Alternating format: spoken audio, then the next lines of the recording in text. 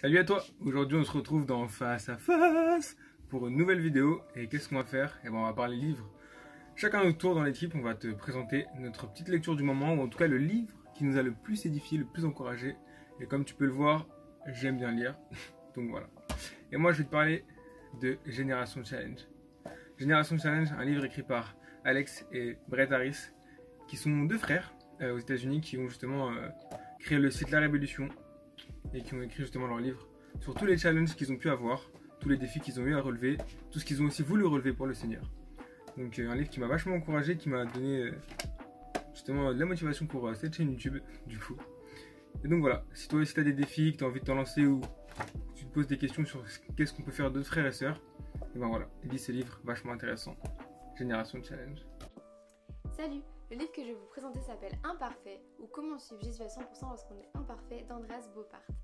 C'est un livre qui m'a énormément touchée personnellement par l'humilité et la transparence de l'auteur.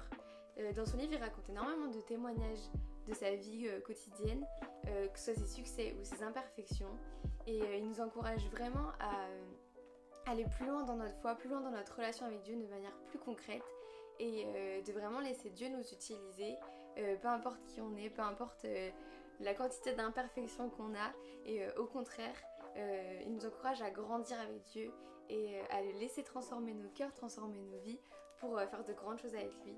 Et je vous le conseille vraiment, c'est un livre qui est accessible à tous. Il parle d'une manière tellement simple, on a l'impression qu'il discute avec nous. Il y a des petits schémas pour expliquer certaines choses, il y a des phrases qui sont mises en évidence pour qu'on puisse vraiment mieux les garder en tête.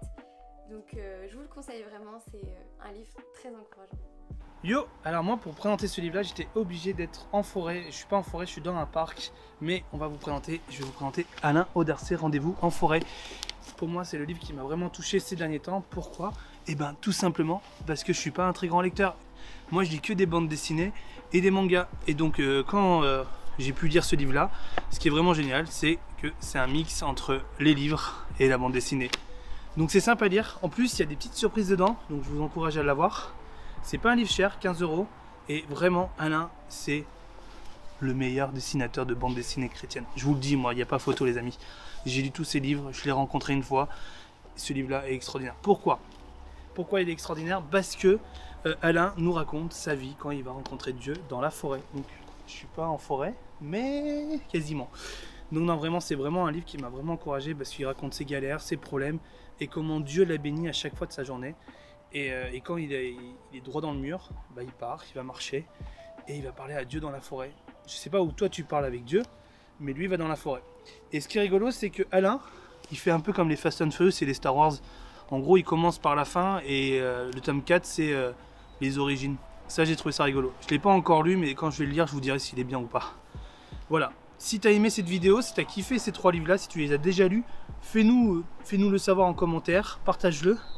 Et sinon, on te dit à la semaine prochaine avec une vidéo sur Sarah qui nous raconte son voyage en Australie. Et on se dit à bientôt. Salut les amis, c'était Face à Face.